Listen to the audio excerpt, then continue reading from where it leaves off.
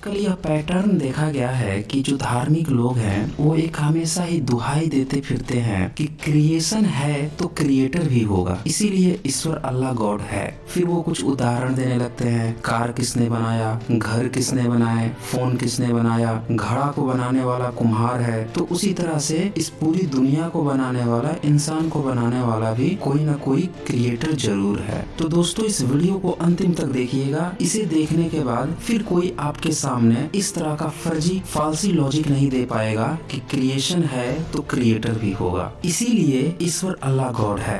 आइए इसको डिटेल्स में देखते हैं। सबसे पहले तो हमें ये समझना होगा कि क्रिएशन का मतलब क्या होता है, बनाने का मतलब क्या होता है। मसलन किसी इंसान ने चाय बनाया तो चाय बनाने में हमें पहले रॉ मटेरियल की जरूरत होती है, जैसे चीनी, चाय पत्ती, दूध, बर्तन, आग, चूल्हा। ये सब के सब तुरंत ही वो व्यक्ति क्रिएट नहीं करता, बल्कि ये रॉ मटेरियल में उपलब्ध होते हैं, फिर इनसे चाय बनाई जाती है। वैसे ही कुम्हार के केस में कुम्हार भी मिट्टी नहीं बनाता, बल्कि वह मिट्टी लेता है, पानी भी लेता है। ये सारे रॉ मटेरियल पहले से उपलब्ध होते हैं, फिर उनको गाढ़ा बनाता है और फिर उनको शेप देता है। तो यहाँ पे जो भी क्रिएटर है, जो कि इंसान के रूप में है, ये दोनों फिजिकली है। जबकि धार्मिक लोग जिन बातों का उदाहरण देते हैं उसमें क्रिएटर इमेजिनरी होता है। तो यहाँ पे ये एक सबसे बड़ी गलती ये करते हैं कि इमेजिनरी कंसेप्ट का फिजिकल अवेलेबल के साथ कंपेयर करते हैं, जो कि पूरी तरह से अनसाइंटिफिक है और मूर्खतापूर्ण है। थोड़ा सा भी अगर वो चौथी पांचवी क्लास तक भी पढ़े होते तो उन्हें पता होता कि इमेजिनरी और रियल का एक साथ कंपेयर नहीं किया जा सकता। अब ये जो उदाहरण देते हैं इसको थोड़ा पॉइंट वाइज समझिए। जैसे चाय बनाने की घटना हो गई, या फोन बनाने की, या फिर कुम्हार के घड़े बनाने की, इन सारी घटनाओं में रॉ मटेरियल पहले से उपलब्ध है। जबकि धार्मिकों के अनुसार रॉ मटेरियल की कोई चर्चा नहीं है, बस ईश्वर अल्लाह गॉड मुंह खोला, कागज पे शब्द गपोड़ा, बन गया। सेकंड पॉइंट, यहाँ जो इंसान क्रिएशन कर रहा है उसका उद्देश्य बिल्कुल क्लियर है, या तो वो अपने फायदे के लिए क्रिएशन कर रहा है या फिर दूसरों के फायदे के लिए। चाय बनाकर वो खुद पी सकता है, दूसरों को पिला सकता है। फोन बनाकर वो दूसरों को बेच सकता है, खुद भी इस्तेमाल कर सकता है। घड़े के साथ भी ऐसा ही है। जबकि धार्मिकों के केस में ईश्वर अल्लाह गॉड अपनी पर्सनल लाइफ भूलकर पूरा ध्यान क्रिएशन पे लगा देता है। क्रिएशन क्या कर रहे हैं उसका बही लेखा जोखा करने लगता है। तो यहाँ पे इंसानी क्रिएटर और ये वर्चुअल क्रिएटर का कंपेयर पूरी तरह से अतार्किक इलॉजिकल हो जाता है। थर्ड पॉइंट, यहाँ पे इंसानी क्रिएटर हमेशा ही नॉन लिविंग क्रिएशन कर रहा है। भविष्य में लिविंग क्रिएशन कर भी लेगा तो भी मुझे नहीं लगता कि इंसान 7वें आसमान पे बैठ जाएगा और इनको नमाज मंदिर में घंटा बजाने के लिए कहेगा या प्रेयर करने के लिए कहेगा, और इन्हें लोभ लालच देने लगेगा कि तुम ये करोगे तो ऊपर आओगे तो तुम्हें वेश्यावृत्ति के धंधे में ढकेल दूंगा या फिर तुम्हें कोई और रिवार्ड दूंगा। जब एक क्रिएटर क्रिएट कर सकता है तो उसे अपग्रेड भी कर सकता है। जैसे इंसान हमेशा फोन क्रिएट करता है तो उसका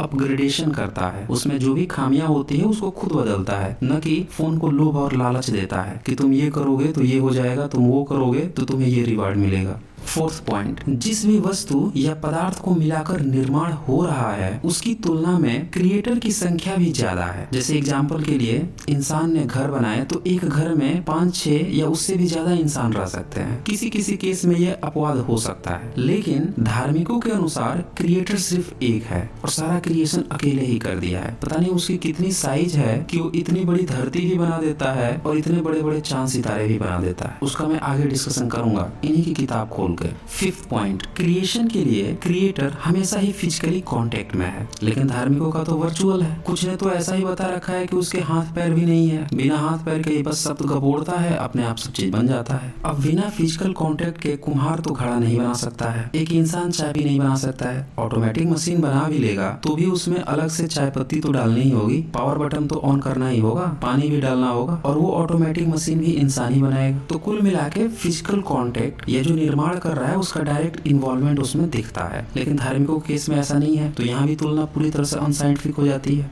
सिक्स्थ पॉइंट, इन सारे केसेस में क्रिएटर क्रिएशन के पास ही है, अपने साथ में है। जैसे चाय बनाना वो हमारे साथ में है, कुम्हार भी घड़ा बना रहा है, अपने पास बना रहा है। लेकिन धार्मिकों के केस में ये या तो 7वें आसमान में बैठ गया है या कहीं दूर स्वर्ग नरक में कहीं जाकर बैठा हुआ है, जहन्नुम में या जन्नत में। सेवेंथ पॉइंट, यहाँ क्रिएटर खुद की जरूरत के लिए या दूसरों की जरूरत पूरा करने के लिए ये कार्य कर रहा है, लेकिन धार्मिकों का जो क्रिएटर है वो अपने फायदे के लिए नहीं कर रहा, बल्कि इंसानों को उनका फायदा देने के लिए उन्हें लोभ दे रहा है, लालच दे रहा है, डरा रहा है, धमका रहा है। तो यहाँ भी ये कंपेयर पूरी तरह से अतार्किक हो जाता है, मैच ही नहीं कर पाता।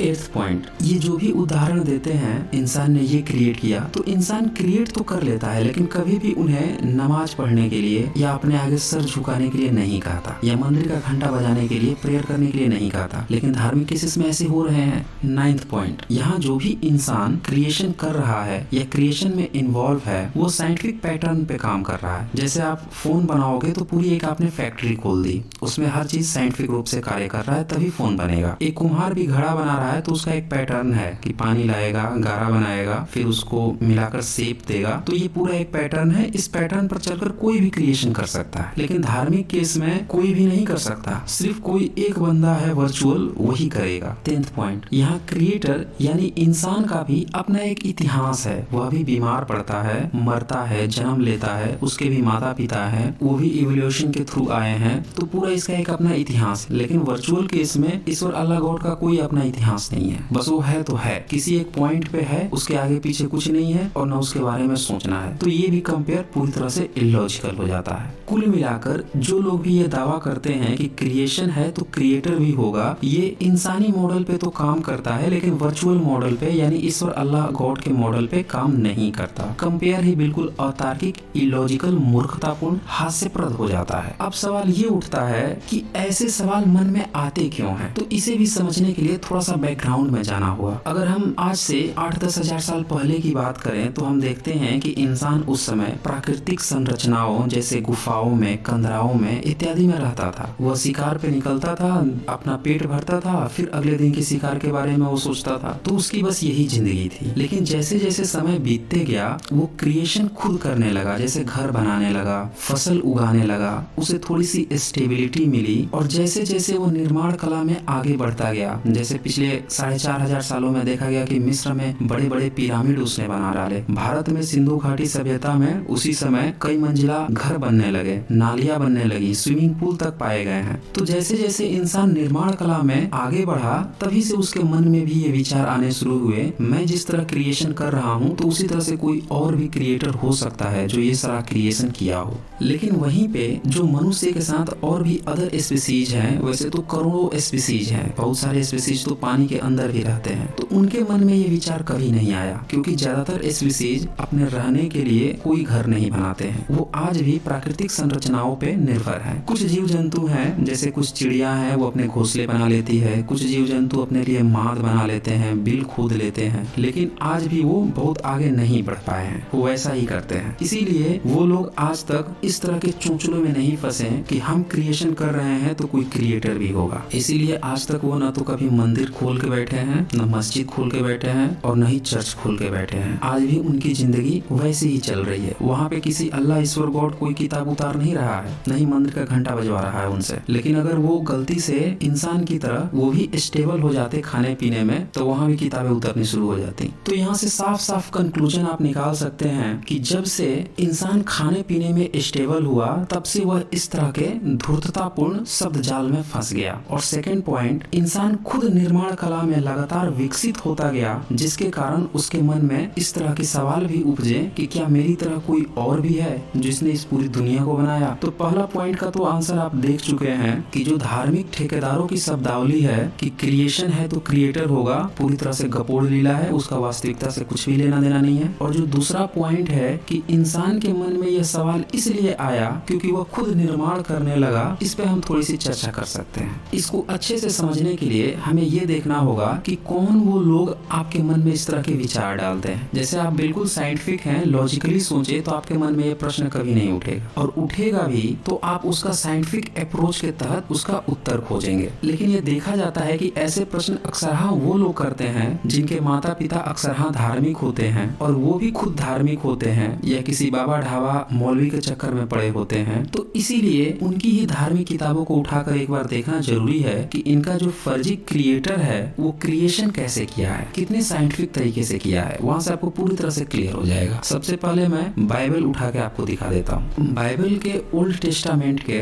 फर्स्ट चैप्टर का फर्स्ट वर्स ही आप देख लीजिए। इसमें लिखा है, आदि में परमेश्वर ने आकाश और पृथ्वी की सृष्टि की। अब सोचिए, आदि में सबसे पहले आकाश की संरचना कर देता है और पृथ्वी भी संरचना कर देता है। क्या ये साइंटिफिक रूप से सही है? नहीं सही है। इसके आगे आप पढ़िएगा तो इसी तरह की गपोड़ लीला पूरी तरह से भरी पड़ी है सारे धार्मिक किताबों में। आगे लिखा है, परमेश्वर ने कहा उजियाला हो तो उजियाला हो गया, क्योंकि उसके पहले धरती वेडोल और सुनसान थी, गहरे जल के ऊपर अंधियारा था। अब देखिए धार्मिक क्रिएटर कैसे क्रिएशन कर रहा है। बाइबल लिखने वाले को आकाश का मतलब तक नहीं पता है। ये आगे लिखते हैं, परमेश्वर ने उजियाले को अंधेरे से अलग किया। सीधी सी बात है कि बाइबल लिखने वालों को दिन और रात कैसे होता था, ये दुनिया कैसे बनी है, इसके बारे में बिल्कुल भी आइडिया नहीं था। उस समय उनकी जो भी बुद्धि थी उस हिसाब से उनने लिख दिया और उसी को उठा के कुरान वालों ने भी कॉपी पेस्ट कर लिया। उसको भी मैं आगे दिखाऊंगा। इससे पहले ब्राह्मण ग्रंथ में इस दुनिया के क्रिएशन के बारे में बताया गया है, उसको देख लेते हैं। मनुस्मृति का फर्स्ट चैप्टर, उसमें क्रिएशन कैसे हुआ है उसको बहुत ही अनसाइंटिफिक रूप से दिखाया गया है। आप खुद देख लीजिए। फर्स्ट चैप्टर के 8 श्लोक को आप देखें, उसमें लिखा है, वह परमात्मा अनेक प्राणियों के उत्पन्न करने की इच्छा से ध्यान कर अपने शरीर से जल उत्पन्न कर उससे बीज उत्पन्न किया। अब बताइए, परमात्मा खुद से ही जल उत्पन्न कर ले रहा है। श्लोक 9 देखिए, वह बीज सूर्य के समान तेजस्वी सुवर्ण का अंडा हो गया, उसमें से सभी लोगों को उत्पन्न करने वाले स्वयं ब्रह्मा जी उत्पन्न हुए। श्लोक 13 देख लीजिए, ब्रह्मा जी ने दोनों खंडों से क्रमशः आकाश, पृथ्वी और मध्य में स्वर्ग, 8 दिशाओं और 8 समुद्र जल के स्थान बनाए। श्लोक 3 देख लीजिए, फिर अत्यंत तेजस्वी इन 6 तत्वों के सूक्ष्म अवयवों को उन्हीं के सूक्ष्म किनारों में न्यास करके सभी प्राणियों की रचना की। तो इतनी अनसाइंटिफिक बातें लिखी हैं ब्राह्मण ग्रंथों में भी। इस तरह से क्रिएशन होता है। सीधी सी बात है कि धार्मिक ग्रंथ लिखने वालों को बिल्कुल भी नहीं पता है कि दुनिया कैसे बनी। जो इनके मन में आता था वही गपोड़ लीला उस समय लिख देते थे और लोगों को मूर्ख बनाते फिरते थे कि ये लोग बहुत ज्ञानी हैं। किसी भी धार्मिक किताब में कहीं भी ये चर्चा नहीं है कि रॉ मटेरियल कहाँ से आ रहा है, ये ऐसे हो गया, वो वैसे हो गया, बस हो गया। इन्हें मुंह खोला, शब्द गपोड़ा, कागज पे लिखा, बस हो गया, आपको मान लेना है। इसीलिए ये लोग फैथ की बात करते हैं, यानी अंधा विश्वास की बात करते हैं। हम बोल रहे हैं, आप मान लो। क्यों मान लो? क्योंकि इनके पास जवाब नहीं है। जबकि साइंस ठीक इसके उलट बात करता है। साइंस कहता है सबूत खोजो, एक्सपेरिमेंट करो, रिजल्ट निकालो और तभी उसको मानो, साइंटिफिक अप्रोच रखो। अब आइए कुरान में भी देख लेते हैं उसका क्रिएटर ने कैसे क्रिएशन कर रखा है। कुरान के सूरा 50 आयत 38 में लिखा है, हमने आसमानों और जमीन को और जो कुछ उनके दरमियान है 6 दिनों में पैदा कर दिया। अब अल्लाह ने 6 दिन में ही पूरी दुनिया को ही पैदा कर दिया। अब इस 6 दिन की भी घटना सुन लीजिए थोड़ी डिटेल में। सूरा 41 आयत 9 में लिखा है, कहो क्या तुम उसका इनकार करते हो जिसने जमीन को 2 दिन में पैदा किया। यहाँ हिंदी ट्रांसलेट करने वाले मोहम्मद फारूक खां को भी शर्म आ गई। वो भी जान गए कि यार कितना अनसाइंटिफिक चीज है। इसीलिए अपनी बेइज्जती छुपाने के लिए उन्हें 2 दिन के बगल में 2 दौर लिख दिया है। मूल किताब में 2 दिन ही है, अलग से ब्रैकेट लगा के लिख रहे हैं। और चूंकि कुरान की ज्यादातर बातें बाइबल से ही कॉपी की गई है तो उसके ओल्ड टेस्टामेंट में भी यही लिखा है कि 6 दिन में ही परमेश्वर ने सृष्टि की रचना की। अब इसके बाद आयत 10 देख लीजिए, और उसने जमीन में उसके ऊपर से पहाड़ जमा दिए और उसमें बरकत रखी और उसके अंदर उसकी खुराकें सब जरूरतमंदों के लिए यकसा तौर पर ठीक अंदाज में रखे। यह सब 4 दिन में हुआ। तो देखिए 2 दिन में पहले अल्लाह ने पृथ्वी बना दिया, अगले 2 दिन में पहाड़ लाके ऊपर से ठोक के गाड़ दिया। ये है अल्लाह का विज्ञान, पहाड़ ऊपर से ठोक के गाड़ दिया है। और उसके बीच में एक और आयत है जिसमें ये सूर्य और पृथ्वी से बात करते हैं, 11 नंबर आयत। फिर उसने आसमान की तरफ रुख किया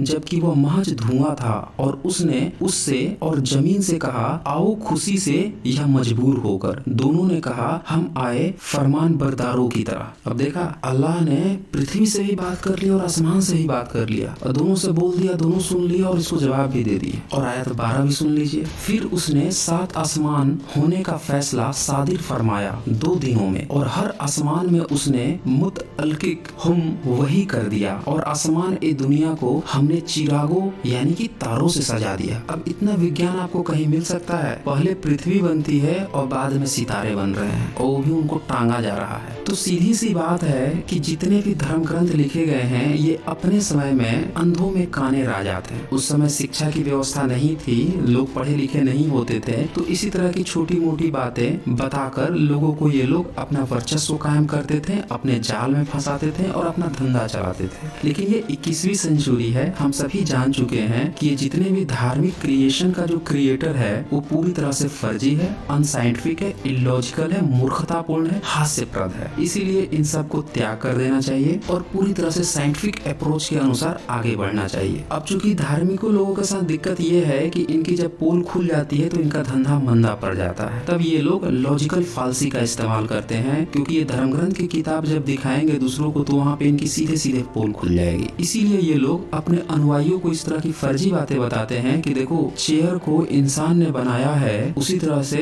इसीलिए दुनिया को भी अल्लाह ने बनाया। तो इस तरह की ये फालसी लॉजिक इस्तेमाल कर अपने अनुयायियों को बेवकूफ बनाते हैं। तो दोस्तों इस वीडियो को ज्यादा से ज्यादा शेयर कीजिए, सभी लोगों तक पहुंचाइए, ताकि ये जो सबसे बड़ा इनने हुआ खड़ा कर रखा है कि क्रिएशन है तो क्रिएटर भी होगा, इसीलिए ईश्वर अल्लाह गॉड है, इसका संपूर्ण तरह से खंडन सभी लोगों को पता चल सके और लोगों में तर्क करने की क्षमता विकसित हो सके, जो कि आज की डेट में सबसे ज्यादा जरूरी भी है। तो दोस्तों आज बस इतना ही, धन्यवाद।